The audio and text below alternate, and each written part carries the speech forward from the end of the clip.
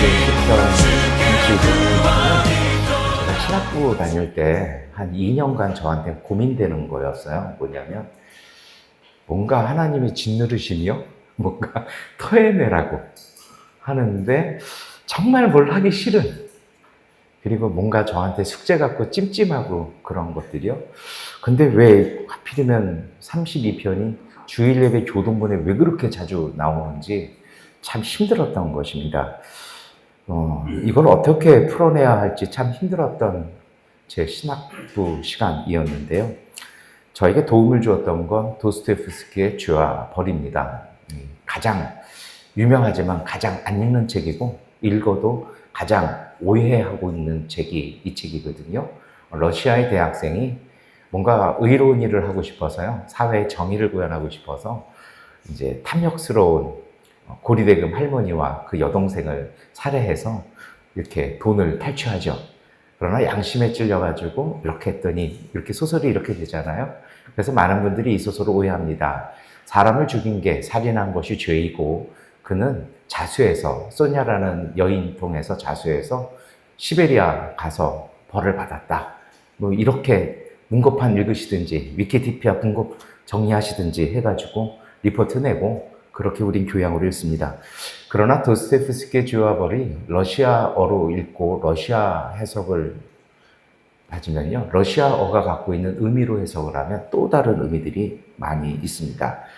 그 중에 뭐 새벽이라 길게 말씀을 못 드립니다만 여러 번 말씀을 드렸던 건데요.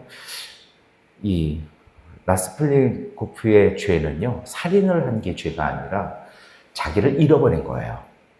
정통적인 하나님의 형상, 하나님의 인간으로서의 자기는 잃어버리고 서구 자본주의와 성공 그리고 부에 대한 허상들이 그의 마음속에 꽉 차버린 것이죠. 그래서 오히려 살인을 한 것이 죄가 아니라 살인한 것이 벌이 되어버립니다. 그런 이야기들이 계속 나와요. 그리고 이런 장면들이 라스콜리니코프가 꿈을 꾸는 가운데 보통은 우리가 이렇게 넘어가 버리는데요. 그 속에 이런 것들이 어린 시절의 추억을 통해서 도스토옙스키는 잘 이야기를 합니다. 그런데 그 소설 중간에 그런 부분이 있어요. 살인을 감추지 못해서 자유롭지 못합니다. 사람들 말 한마디 한마디에 흔들립니다. 어디 가도 자기를 고발하는 것 같아요. 의심받을까 두려워서 스스로 고립되고요. 마침내 몸과 정신까지 무너져가기 시작합니다. 이 사람은 죄를 철저하게 숨겼습니다. 그런데 사라지지 않았고 오히려 죄를 숨긴 사람의 삶 전체를 덮습니다. 우리는 이것을 벌이라고 이렇게 한국어로 읽으면 그렇게 봅니다만 러시아 소설에서는 그것이 아니라 그것이 죄를 덮은 것이 문제라는 이야기를 은근히 하기 시작합니다. 오늘 우리가 읽은 시편 32편도 그거죠. 사람은 죄를 지어야만 무너지는 것이 아니라 죄를 숨기면서 더 깊이 무너지는 것입니다. 오늘 시편이 그런 것입니다. 죄가 사람의 생명을 덮는다고 말합니다.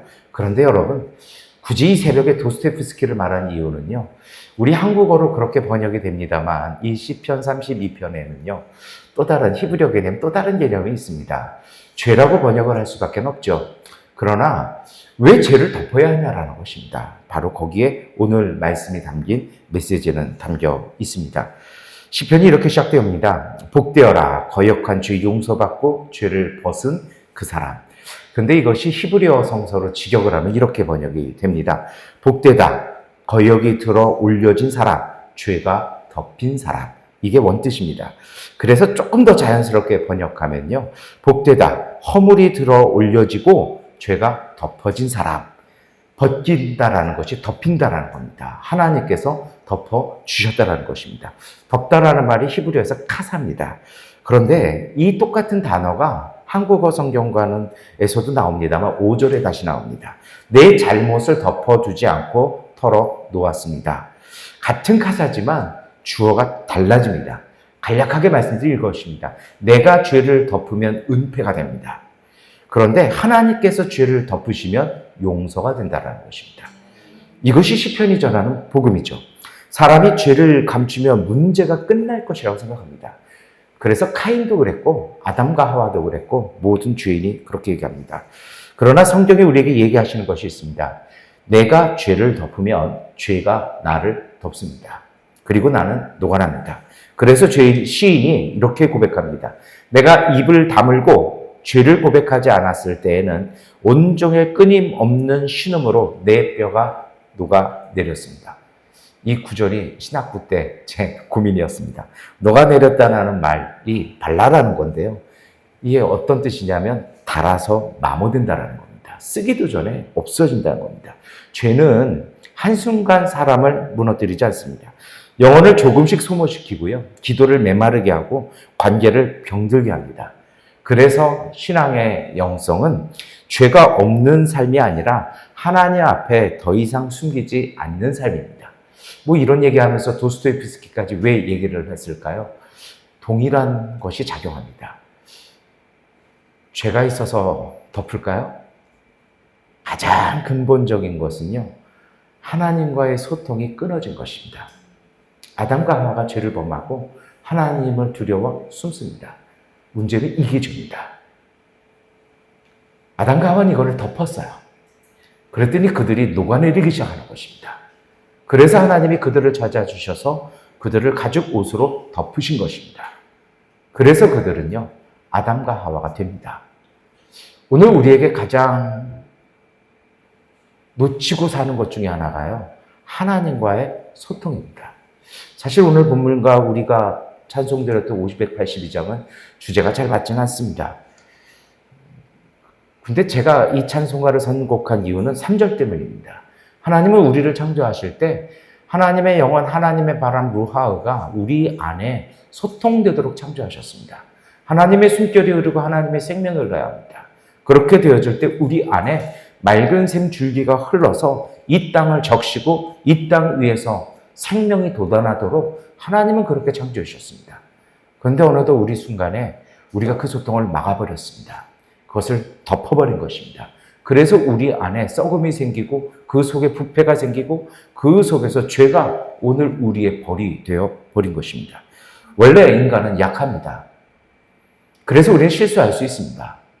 그래서 하나님은 생명과 은총으로 용서와 자비로 우리를 새롭게 하셨습니다. 에덴이 완벽한 무지한 곳은 아닐 것이었을 겁니다. 문제는 이것이 막혔다라는 것입니다. 오늘 우리는 어떨까요? 이 미얀마 땅 살면서요, 우리는 하나님과 소통되어 있어야 합니다. 여기는 종교가 세상을 지배하는 나라기도 합니다. 참 웃기죠. 자기의 주장이 때로는 거짓을 얘기하기도 합니다. 불교가 자비로워야 되는데 왜 그렇게 욕심이 많고, 기독교는 사랑이 많아야 되는데 왜 그렇게 질투와 미움이 많을까요? 원래 좀 그렇지 않습니까? 가장 정의롭지 못한 정권이 우리나라 80년도에 정의사회 구현이 모토였다라는 게 역설 아니겠습니까? 여러분, 오늘 우리의 이 기도가 우리 안에 소통이 되어야 합니다. 하나님의 숨결이 흘러나와야 할 것입니다. 은폐가 끝나는 자리가 은혜가 시작됩니다. 그리고 그 은혜는 오늘 우리의 방향을 바꿉니다. 히스기야 본문을 읽었습니다. 이 본문 언뜻 읽으면 이거죠. 병들었을 때 기도하면 낫는다. 물론 맞긴 합니다. 그러나 아닐 때도 있고, 오늘의 본문은 그 이야기를 하는 건 아닙니다. 히스기야는 죽음 앞에서 왕의 권력이 아니라 하나님을 붙듭니다. 그가 벽을 향해 가잖아요. 그 얘기는 히브리어에 담긴 뜻은 이것입니다. 하나님만 주시하겠다라는 것이 어떤 관용적인 표현으로 그렇게 얘기를 합니다. 제가 진실하고 온전한 마음으로 주님 앞에 살아온 것을 기억하여 주십시오. 살아왔잖아요. 그런데 히브리어는 좀 달라요. 내가 살아오려고 했다라는 걸 기억해달라는 겁니다. 중요한 건 온전하다라는 말인데요. 이것이 히브리어에서는 살렘입니다. 예루살렘에도 쓰고 샬롬에도 씁니다. 평화입니다. 그런데 한국어 번역자들이 이것을 온전하다라고 번역을 합니다. 왜냐하면 평화, 샬렘은 완벽한 것이 아니라 하나님 앞에서 삶이 하나가 되는 것입니다. 우리가 완벽할 수 있을까요? 그래서 하나님 앞에 완벽해지려고 노력하는 삶. 이것이 평화고 이것이 온전한 것입니다. 그런데 죄는요, 사람을 분열시킵니다. 믿음과 삶을 갈라놓고 하나님보다 다른 것을 의지하게 만듭니다. 그래서 사도 바울이 뭐라고 얘기합니까? 내가 하려는 것은 하지 않고 오히려 내가 하지 않은 것으로 내 속에 있는 죄가 나를 이끌어간다고 로마서 7장에 얘기합니다. 그래서 진정한 회개와 은총은 죄를 많이 찾아내는 일이 아니라 하나님을 삶의 중심에 다시 모시는 것입니다. 내 신앙, 내 은혜대로, 내 믿음대로, 내 고백대로, 내 가치대로 살려고 내 삶을 그렇게 집중하는 것입니다. 내 삶의 고백, 내 삶의 가치, 정체성을 고백하고 내 삶이 그렇게 만들어지도록 내 모든 노력을 다하는 것이 바로 샬렘 그리고 평화인 것입니다. 그래서 시편은 이렇게 얘기합니다. 마음에 속임수가 없는 사람은 복이 있습니다. 32편 2절이죠.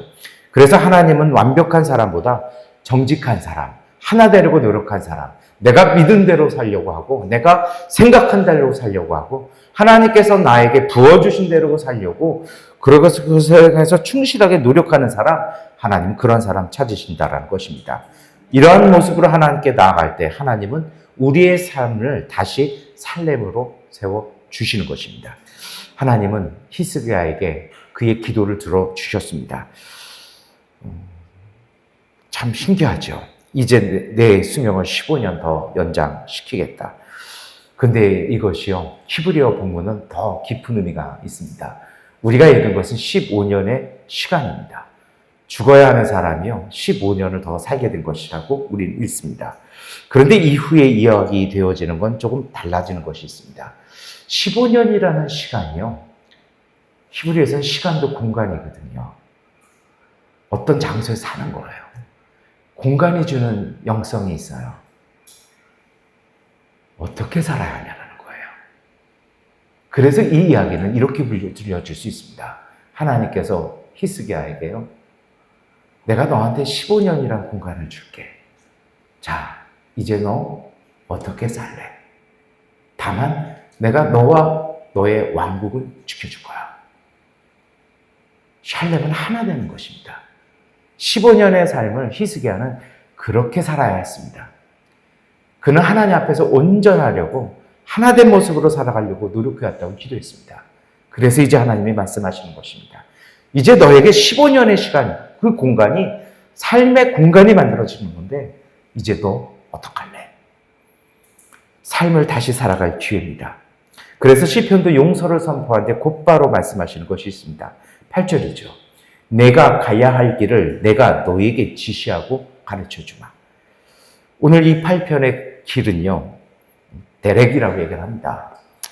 이 중요한 건 히브리어 발음을 기억하시는 게 아니고요, 의미입니다.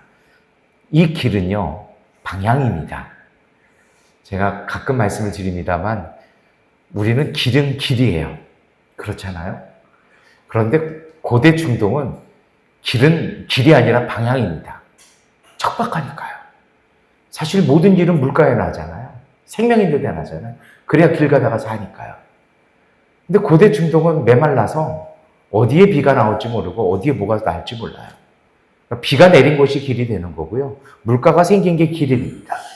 그래서 이 데레크라는 말은 고정된 루틴이 아니고요, 방향성을 얘기합니다. 하나님께서 우리에게 방향성을 알려주신다는 겁니다. 새로운 방향으로 우리를 불러주신 겁니다. 오늘 우리의 방향성은 어디가 있습니까? 그리고 내 삶의 행로는 어디에 있냐라는 것이죠. 그리고 중요한 건 내 속에 하나님의 데렉, 그 방향성이 알려주시는 대로 그 음성, 그 인도를 받을 수 있는 소통, 그 하나님의 루하의, 그 하나님의 성령이 우리 안에 느껴지고 고백되어져야 이것이 바로 평화 샬렘이라는 것입니다. 여러분, 이사야 39장의 히스기야는 아쉬운 행동을 합니다. 인간적인 판단을 합니다. 그래서 멸망합니다. 성경은 우리에게 묻는 것이 있습니다. 시간은 더해졌는데 삶의 방향도 새로워졌는가? 이것이 오늘 하나님이 우리를 새롭게 하시는 것입니다.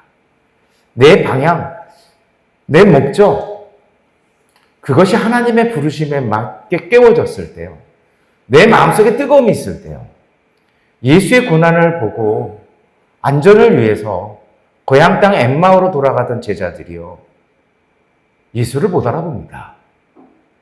교제하고 그리고 도착해서 간청합니다. 나름대로의 선행을 베풀죠. 날이 저물었는데 여기서 우리 함께 식사하고 가시죠. 그들이 빵을 나눌 때, 그리고 예수님께서 기도하실 때 그들은 바뀌기 시작합니다. 그리고 예수께서 떠나가신 뒤에 그들이 이야기합니다. 그분과 함께 우리가 얘기할 때 우리의 마음이 뜨거워지지 아니하더냐. 그리고 그들은 밤새 도망쳐 온 예루살렘을 향해 그 밤에 다시 돌아가기 시작합니다.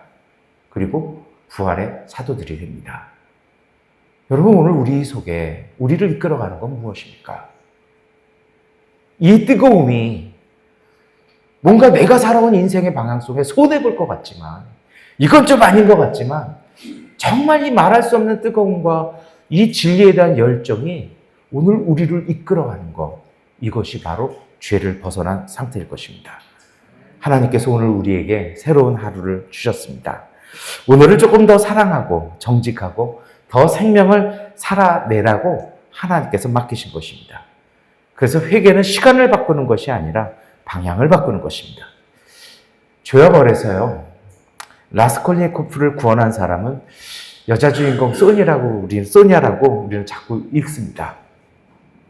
그런데 원문을 읽어보면요, 그를 구원한 건 소니아보다는 소니아가 읽어준 요한복음이었습니다. 소니아가 그에게 나사로의 부활을 읽어줍니다. 그리고 이야기합니다. 죄를 숨기지 말고 진실 앞에 서 있으라고요. 진실과 소통하라고요. 그래서 라스콜니코프는요, 그 길로 가서 자수합니다. 그리고 시베리아 유황지 갑니다. 그리고 그곳에서 그와는 부활 이후에 하나님 나라의 삶을 살아갑니다. 돕고 사랑하고 섬기고 나누며 살며 그는요, 자기의 꿈을 찾아냅니다. 그리고 자유해집니다. 여러분, 이제 이 마지막으로 나눌 것이 있습니다. 히스기야 한 사람의 기도, 시편 32편의 이 기도의 의미는 뭘까요? 한 사람이 바르게 살려고, 정직하게 살려고 그것뿐만이 아닐 것입니다. 히스기야에게 하나님은 이렇게 약속하시죠. 내가 너와 이 도성을 아시리아 왕의 손에서 구하고 이 도성을 보호하겠다. 하나님은 한 사람만 살리지 않으십니다. 노아를 살리심으로 하나님은 온 생명을 살리셨습니다. 하나님은 예수를 살리심으로 온 인류를 구원하셨습니다. 하나님은 항상 한 사람을 통해 공동체를 살리십니다. 그래서 성경에서 영성은 항상 공동체를 향합니다. 그래서 한 사람의 회개가 한 사람으로 끝나는 것이 아니고, 한 사람의 정직은 공동체의 신뢰가 되고, 한 사람의 순종은 공동체의 희망이 되는 법입니다. 하나님께서 히스기야를 살리신 이후도 15년 더 살라는 것이 아니라 예루살렘을 생명의 공동체로 세우기 위한 부름이었습니다. 오늘 우리의 삶도 마찬가지죠. 오늘 하나님이 우리 가운데 소통하시는 이유는요, 단순히 우리의 죄만을 극복하라는 것이 아니라 다른 사람을 살리라는 은혜입니다. 죄와 벌에서 라스콜니코프가 그 시베리아에서 다른 사람을 섬기며 살아가듯이 부활의 사람, 생명의 사람, 은총의 사람, 하나님의 숨결을 몸에 지닌 사람은 다른 사람들에게 그 숨결을 나누어 주는 것입니다. 그래서 맑은 샘 줄기가 용솟아서 거칠은 땅에 흘러 적시며 기름진 푸른 벌판이 이어지는 그 은혜는 바로 여기에서 이루어지는 것입니다. 여러분, 이제 우리가 기도할 시간입니다. 내 잘못을 덮어두지 않고 털어놓습니다. 그러자 주님께서 내 죄악을 용서하셨습니다라는 하나님과의 소통이, 이 은밀한 고백과 사죄의 은총이 오늘 우리 안에 일어나도록 함께 기도했으면 좋겠습니다. 오늘 하나님은 우리에게 죄를 숨기라고 하지 않으시고 정직하게 나오라고 말씀을 하십니다. 하나님과의 사귐, 하나님과의 거룩한 만남을 통해 오늘 우리의 만나는 모든 사람들에게 이 기쁨과 은총이 전해지도록 우리가 이 시간 기도했으면 좋겠습니다. 그러니 오늘 우리 안에 내가 은밀하게 자기 자신을 숨겨둔 것이 아니라 죄를 덮어주시는 하나님 은혜 안에서 자유를 누리고 생명 살리는 사람으로 살아가시는 그 은총, 그 기쁨으로 행복하시기를 축원합니다. 기도하겠습니다. 아버지 하나님, 우리 안에 숨기고 있는 것들을 하나님께서 이미 알고 계시면서도 오늘 우리를 기다려 주심을 감사합니다. 우리 손으로 죄를 덮으려 하지 말게 하시고 주님의 은혜 안에 정직하게 자신을 내어놓는 믿음을 주옵소서.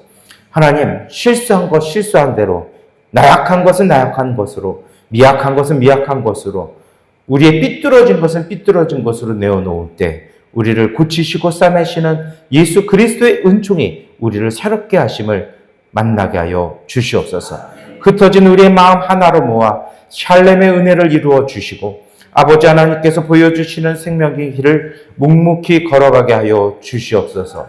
오늘 우리에게 허락하신 시간을 내 자신을 위한 시간이 아니라 내가 살아나고 사람을 살리고 주님의 평화를 전하는 시간으로 살게 하여 주옵소서. 죄를 덮어주시는 아버지의 사랑 안에서 오늘 우리의 삶이 누군가에게는 위로가 되고 소망이 되고 샬롬의 통로가 되게 하여 주옵소서. 우리 미얀마 땅을 밟으며 주님의 복음, 주님의 은총과 자비를 전하기 위하여 이곳에 방문한 우리 왕성교회 단기 선교팀 가운데의 은총으로 함께 하시어 만나는 사람마다, 만나는 시간과 공간마다 이 하나님의 거룩한 자비와 하나님의 능력과 하나님의 은총이 항상 함께 하여 믿음의 귀한 열매로 맺어지는 은총 더하여 주시고 건강하게 하시고 하나님의 기쁨 안에서 그 행복 누릴 수 있는 선교의 일정 되게 하여 주옵소서. 예수 그리스도의 이름으로 기도드립니다. 아멘. 기도하는 시간 갖겠습니다.